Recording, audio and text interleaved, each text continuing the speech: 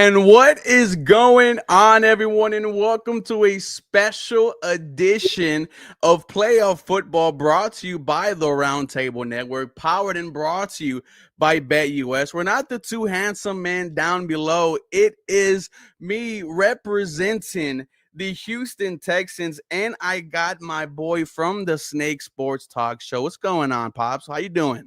It's going good, man. I'm ready to be Okay. back in playoff action and just excited to see what Jim Harbaugh is ready to do with his first playoff action back and after all these years. Yeah, and let's build upon that, right? Your thoughts on your Los Angeles Chargers. I mean, first time head coach and making your way to the postseason, having an established quarterback like Justin Herbert, man. Your overall thoughts on the way your season has gone. I bet you're having a blast. I told everybody before the season started, Mm. and the fact that finishing 5-12 last season with the type of head coach that we had, I mean, Hmm. we were just tired and done of having to deal with coordinators and figuring out if they're really going to be the difference maker in this organization. This entire fan base is tired of seeing mediocrity. They want to see better Love for that. Justin Herbert and to eventually see him win his first playoff game and make a difference. And the only way to do that was through the top, and that was with Dean Spanos. He made Mm. the right choice, which the narrative that it has been always been lingering around for years is that he doesn't spend more than $15 million a year on a head coach and Mm. one that shapes a culture. So for him to bring Jim Harbaugh into the building made all the difference in the world, where Charger fans actually started believing there is change that was coming. And Mm. so initially the Chargers starting the season, they had to rip away a lot of bandages. They Yeah. released Mike Williams to save up cap. Unfortunately, it was kind of a stinger, but trading away Keenan Allen Mhm. was also a heartbreaker because I know he'll be a Charger for life no matter what. But the surprise to everybody was the fact that both Khalil Mack and Joey Bosa restructured Mm. because they bought into the type of philosophy that Jim Harbaugh was bringing into the building. And so this team playing with house money, when I started with the prediction before the season started, I had this team going potentially 11-6 or 10-7 at Mm. best. And people kind of looked at me sideways because this team finished 5-12, and they're like, the Chargers are going to Charger. They're going to, obviously be like the best look on paper, and then they're never going Mhm. to do anything. And then, sure enough, here we are standing today after 5-12 start. We're back in the playoffs since 2022. Justin Herbert will get another crack at potentially winning his first playoff game in Mm. his career. And not only that, but the fact that this team finished off 11-6 Mm. as we predicted. And that is where it's like, it's not about the talent and it ain't about just the quarterback you have, but it's about how the coaching really impacts everybody on this roster from top to bottom. And Jim Harbaugh, he's done so many glorious wonders that he just has that Midas touch immediately in his first year with everyone that he's been a part of the coaching staff with. So I trust Jim Harbaugh more than anything, and he's done more than a due diligence service with us. And I'm excited for what the future beholds with him as a part of the Chargers head coaching regime. Yeah, I mean, Coach Harbaugh, and the way you're talking sounds exactly how I was talking last year with D'Amico Ryan, CJ Stroud in their first year, right? There was no culture, right? The culture was getting your ass beat every single Sunday. Only, I believe, 6, 7 wins combined in 2 years. And the fact that in 1 year, a head coach and a pretty good quarterback can just change the narrative of your entire franchise. I bet it feels good, to go good. But Snake, you know why we're here. We're Mhm. supposed to be enemies, even though we are boys. The Houston Texans versus Los Angeles Chargers tomorrow, 3:30. Let me first start off. How confident are you in this game? I'm beyond confident. I Mm. think the fact is that this team is coming in at the right time, getting everybody healthy. Hmm. And we just gotten the reports that not too long ago, the Chargers have made changes to where they've activated both Eli Apple and Simi Fehoko from the IR. They've then sent Jasir Taylor, who was listed doubtful, into the Mm. IR, and everybody else from top to bottom on the roster was listed questionable, all with the potential possibilities they are all playing. So this Mm. team's getting healthy at the right time. Whereas you're going to face against the Houston team that we know has been battle tested all year because, like everybody says, what does CJ Stroud look like in a sophomore season? Well, he's been tested. The offensive line outside the tackles have been tested. And injury after injury is one thing the Chargers really want to take advantage of. I mean, Joe Mixon is an X factor. If you eliminate that away, that just now forces CJ Stroud with his back against the wall, what he needs to do in order to be the difference maker in this type of divisional round or this wild card round. Yeah, and I don't think you want to rely on Eli Apple too much out there. I don't think he's been a good cornerback in like 4 years. We saw him last year at training camp. Me and him went back and forth. I caught him barbecue chicken. He looked at me and said, "You don't know what you're talking about." Next play out there gets burned by Nico Collins for a 50-yard plus touchdown. No, I'm glad that you guys are getting into it relatively healthy. Out of the questionable players you got, I think one of your running backs, J.K. Dobbins, was listed as questionable. Yes. Are they good to go and ready to go for tomorrow's game? J.K. Dobbins will be good to go. Mhm. Couple of other questionables. Trey Pipkins was one of them that was questionable. But I do expect the offensive line to be fully healthy and ready to roll. Okay. I expect the wide receiving core outside of Josh Palmer, who we know is Mhm. out, they will be ready to go. And so having Simi Fehoko back, though, I really do expect him to be some type of a factor when it comes to production because he has been kind of that ace in the hole that Justin Herbert would truthfully need. So, and the way that the Chargers have been playing with their offensive scheme has been more spread offense. So everybody's going to get a chance to be fed the ball. And ultimately, it's going to be however Justin Herbert controls the game as a game manager to really lead the team to victory. Yes, and on the Houston Texans, they only have one player out for the game tomorrow, Shaq Mason, but we didn't see him against Tennessee. Juice Scruggs will be all right guard. Folo Fatukasi, our best run stopping defensive tackle. He will be ready to go tomorrow. Christian Harris is a linebacker who not a lot of people have seen at all this year. He is ready to go tomorrow.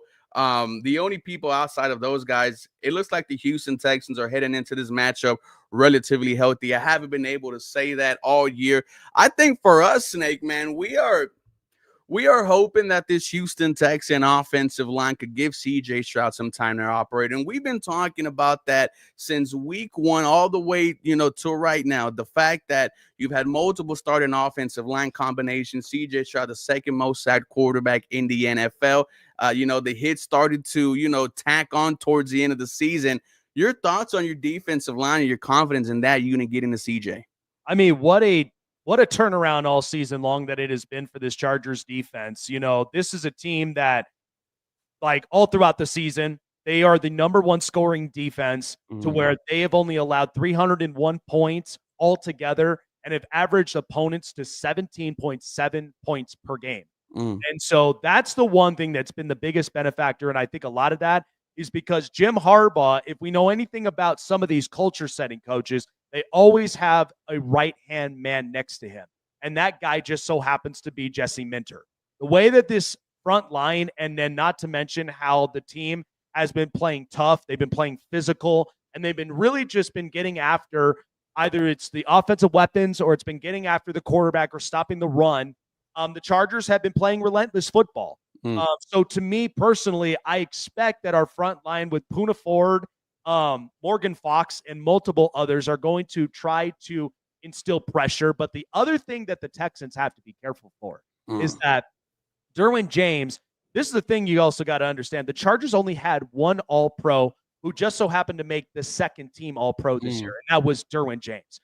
They are going to create a package in where Derwin James could be serving as a Mike linebacker type for a safety that could be trying to attack the interior side that has been a struggling problem for the Texans all season long. So if you can't figure out an answer for that, where those holes get open to where you're trying to allow pass protection for CJ Stroud and Derwin James just so happens to be coming out like a bullet out of a gun, that is going to be a problem all night long for the Houston Texans to try to figure out. So that is going to be one guy that the Texans offensive line really have to be prepared for is when the Chargers make a package for Derwin James. Yeah, and then one thing, we are kind of having a slimmer of hope for is the fact that you had a new offensive line going against Tennessee. CJ wasn't sacked. Davis Mills was only sacked one time. So you're hoping, your offensive line catches lightning in the bottle and is able to protect CJ.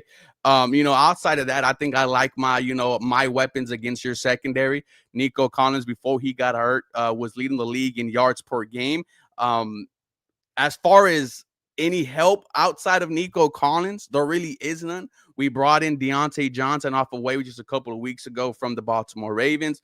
Our tight end Dalton Schultz has kind of been sprinkled in there the entire year. Your thoughts on the Houston Texans pass catchers? We haven't got to Joe Mixon yet. We'll get to him later, but your thoughts on Nico Collins in the game? Yeah, I mean, if you have Nico Collins in the game, it at the very least gives the Texans a little bit of leeway because he has been a big factor for the Texans this whole entire season before the injuries started to brittle up. But, I mean, the other thing was it was a crushing blow that Tank Dell ended up going down with the injury that he did. And the other thing is you're putting a lot of pressure on a guy like John Mechie, who we've been waiting to see exactly what version of him you guys were going to get. But we haven't seen all of that come truthfully into fruition. Stephon Diggs goes down in the entirety of the year, so now he's absent. So it means it seems to me that CJ Stroud, his only reliable weapon is Nico Collins. And in these types of situations, if you're a one-trick pony, that's going to be a serious problem because that now makes you one-dimensional for defenses to figure you out very quickly. And so the only trick for CJ Stroud is that he has to eliminate all pressures possible. I mean, yeah, last year was a fun ride. They were able to get here with a new coach, a new franchise quarterback, and they won a playoff game. But when you're in serious matters like this, where your backs are against the wall because you've been dealing with injuries, you've also been having a bit of inconsistencies with offense outside of the run game with Joe Mixon. And I think a lot of that is because part of it's Bobby Slowick's play calling on offense. So I think with this, CJ Stroud, because a lot of people have been putting Stroud very high on the pedestal as far as, oh, this is a quarterback that's going to be a game changer. He's going to be one of the tops for the next few years. We got to pump the brakes a bit. He's only in his second year. In order to really truthfully be respected as a quarterback in this league, you've got to be able to take matters into your own hands and manage it when pressure and all adversities are faced against you. No, 100%. And, the adversities have been there this year. We went in this season with a healthy offensive line, the highest paid unit in the NFL. When we found out 3 weeks in that they were all absolute garbage, man. It hasn't been easy for our quarterback, CJ Stroud. Wanting to talk about your offensive line. We heard your tackles are a little bit banged up, but you mentioned they should be healthy for tomorrow's game. Your thoughts on your offensive line performance the whole season? Yeah, Rashawn Slater, the good news of it is he showed up in practice. He was a full participant in the last 2 days. And so to see him ready to go and ready to play it's a very good sign for all Chargers fans because we have arguably, and this is going to be a building tandem for like the next 5 years that I'm excited to see what it will look like. But this has been a shutdown type of tackle duo that just has been giving problems to a bunch of top tier pass rushing teams in the NFL. And I mean, the only ones outside of it that's really kind of given them problems was Cleveland with Myles Garrett. But Myles Garrett's just from another planet, dude. Like you take a 6'9", 300-pounder off his feet and still manage to get the sack is one that I'm just like, you know what? You're arguably one of the best I've seen. But I think with this, Rashawn Slater and Joe Alt. And Joe Alt, this is why you pick him in number 5. And the reason why you get arguably one of the best tackles in the country. So what they've been able to do together, they have provided the best pass and run block. They have been providing a lot of shutdowns and allowing multiple zero pressure games all season long. And so and I know a lot of people like, what answers will you have against Will Anderson or Danielle Hunter or with a lot of these guys up on this defensive front, even with Aziz Al-Shakir? It's like, but the thing is that we have made adjustments, not only just with the tackle situation that we know can be a serious problem for many edge rushers, but we've also made late in the season an adjustment to our interior side by Mhm. having the start for Jamari Salyer to really lock up that interior along with Zion Johnson. And that has been proven to be a working factor to where Justin Herbert has the cleanest pocket that will allow him to have time to throw, time to make the decision, and just be able to move the fluidity of the offense. So to me, I expect the tackles to really be a factor to shutting down Will Anderson. And I think you're going to see that where Houston, and they've done this with their defense all season, is that they come out physical, they come out hyper aggressive, but when you face up against a very good tandem in a tackle duo that shuts down a lot of these hyper aggressive edge groups, that's where I think they're going to get tired. They're going to get gassed. And so they're not going to have much up in the tank. So I expect the Chargers with both Alt and Slater, they'll be ready to go. And I think they're going to be a serious problem for Will Anderson and for Aziz Al-Shahir and Danielle Hunter. Well, here's why I kind of push back, because it's not just Will Anderson Jr. It's also Danielle Hunter, who got, both of these guys got snubbed for being Pro Bowlers. Both of these guys double-digit sacks. Both of these guys top 10 in pressure rates in the NFL. I think you're not giving a little bit of respect to those guys, and they have made opposing quarterbacks look silly. You go back to the Detroit Lions game, Jared Goff, right? Pretty much, I think only 4 interceptions entering that game, gets 5. Same thing with Tua. Didn't throw an INT in like 16 quarters, throws 2. This pass rush all year for the Houston Texans with Danielle and Will Anderson Jr. has been a lead. I can't, there probably is, but I don't know another edge rushing duo that has 10-digit sacks each from your edge rushers. You got, I think, 2 defensive tackles, Mario Edwards Jr., Tim Settle Jr. What about 4 to 5 sacks apiece? I think this might be one of the best defensive lines you guys are going against all season. And Danielle Hunter, Will Anderson Jr., man, some of the best in the NFL when it comes to going against tackles. I think it's going to be a battle back and forth. I really don't think one team is going to come out on Saturday and say, oh, yeah, we dominated the line of scrimmage. I acknowledge you 2 great young tackles, man, but I'm giving the edge to my, to my edge rushers with Will and Danielle. All right. Well, I will tell you, though, the one thing that is going to be the challenge is how long you can keep time of possession. Because the Chargers and Jim Harbaugh, the one thing that's on their mind is dominate time of possession to keep the offense off the field. Because that's where you don't want the defense to be going off the field very quickly, and now the offense is having more time than the defense. You want to wear that defense out, because that's what's really been kind of the saving grace for Houston as they've been trying to kind of mesh and really reconfigure their offensive struggles. Is the defense has been saving them a ton to get the offense back in the field and get more time to score points. But if you limit that and you wear out the defense with time of possession and keep the ball on your side, I guarantee you that defense is going to be gassed and tired, and they are going to have no answers against Herbert, who, by the way, a 4.2 biology major student who's only turned over the ball 3 times this season. My bad. That the last time this has ever been done with quarterbacks in this caliber was Aaron Rodgers and Tom Brady. So for him to be very secure with the ball and make the decisions that he needs to manage the game well is one that's going to give the Texans defense fits. No, I would agree there, but like we mentioned, we saw that story with Jared Goff, only 4 interceptions to go into the year, throws 5 against us. Jordan Love, 2 interceptions. We have the second, the second best secondary when it comes to, taking over the football. And that is from your all-pro cornerback who just got announced today, Derek Stingley, your 2, ball hawking rookies, Kalen Bullock, Kamari Lassiter. This secondary for the Houston Texans, man, is not getting a lot of love. When I look at your pass catching options, I like Quentin Johnson, don't get me wrong, but there's always a thought in the back of my mind that if the ball touches his hands, it's going to hit the floor. I think Ladd McConkey is your best wide receiver 1. And if it's Derek Stingley on him all day, it's over. Derek Stingley, because, you could argue probably the best cornerback in the NFL.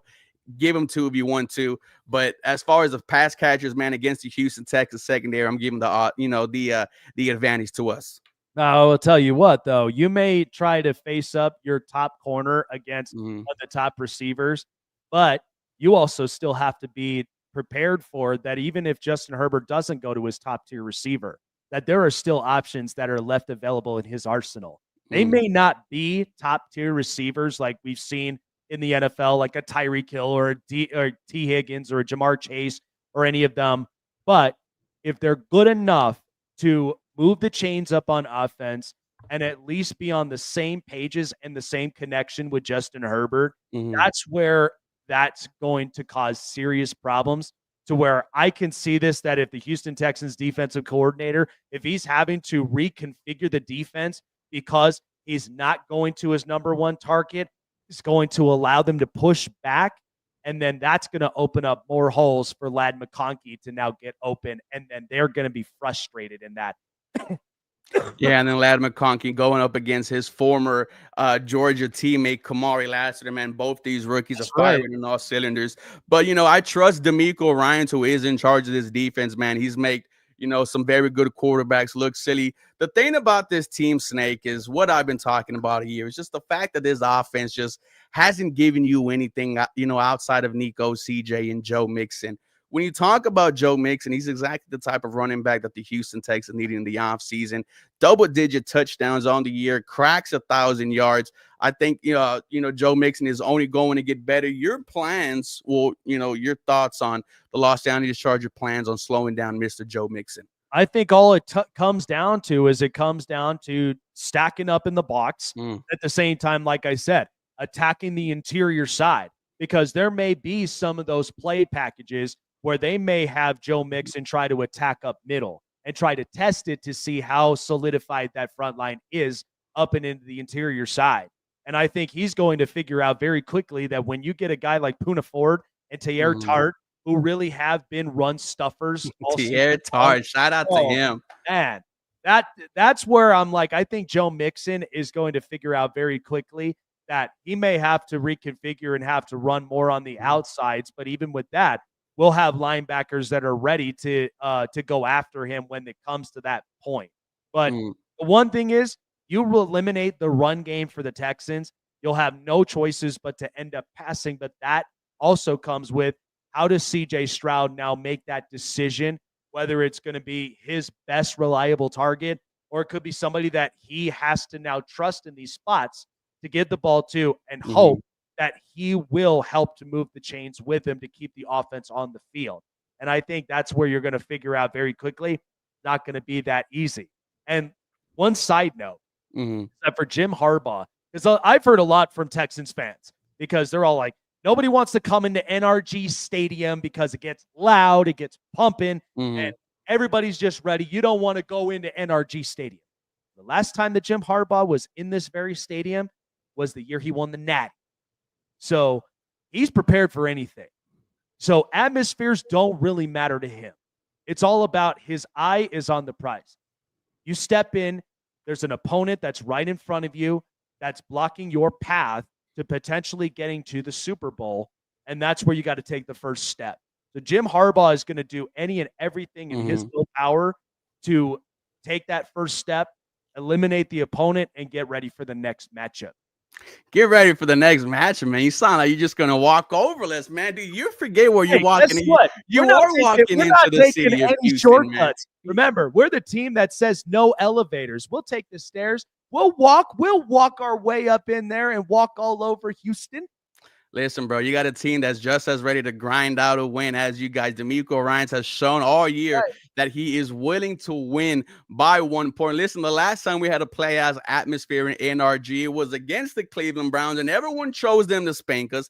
Everyone said this is one of the best defenses in NFL history. Now the Texans put up 34 points. The camera was shaking. It got so loud in their Snake that some Cleveland Browns radio hosts were saying that the Houston Texans were piping in noises. So don't count out the city of Houston. I know we don't show up early to the games, but once it's the second quarter, we're all dialed in. But, I like the coaching matchup here. I love Hardball. He was always someone that I secretly wanted for the Houston Texans to end up on. Just wherever he goes, he just changes the culture, right? You hear the stories about him recruited at Michigan, climbing a tree to get a player to sign with him. I like that that the Chargers are bought in, but I just think new head coach, new team. You guys made an appearance this year. You guys let everyone know that you are ones to reckon with. I think the Houston Texans, man, with all the disrespect that they have been getting this week, right? From Rex Ryan being called a bye week, from your team posting the meme of them sitting up in the chair, from Justin Herbert saying, oh, it was hard to watch film because every time something positive happened for the game that they were watching, the crowd in the locker room got loud. If you want Houston Snake, which it sounds like you guys do, you're going to find out real quickly how dumb that makes people look, man, because we've heard it all with the Astros. We heard it all with the Rockets. As soon as someone says we want Houston and they make it known, they ended up looking embarrassed out there, man. We're not getting any love. That's why you guys are pretty much picked everywhere to win this game. Feel like you guys are overlooking the Houston Texans at home, which is insane. Well, look, I love with what DeMeco Ryans is doing for the Houston Texans, man. And I wish nothing but the best of his future with this organization. He's played for this very organization. He knows how this runs, and he wants to build a healthy track record to where this team can be competitive for many, many years. And you know what? Even for a franchise that's been here since 2002, man, I wish nothing but the best for them. I mean, they need it. It's something, I mean, they've had spurts. You got to think. They've had one wave where it was with Matt Schaub and with multiple others that were greats in Houston's history. Now you get a second wave where you had very good players, still had at least the same core. Now you're going through another wave where you have a competent head coach in DeMeco Ryans who's played in this very organization, and you have a franchise quarterback with a bright future ahead of them. But this is the thing, though. Jim Harbaugh has a Midas touch to him that no matter where he goes, he automatically just helps to make this team succeed. Taking a 1-11 Stanford program and making them into a bowl game championship team. The other thing was he took his alma mater in Michigan, who has been a big brand for years, haven't had any successes probably since for many years, like probably back in like the early 2000s or even in the 90s, and bringing them a national championship back to Michigan. Now coming here to the Chargers, 5-12, turning them around and being 11-6 is just all the wonders and all the makings of what Jim Harbaugh can do.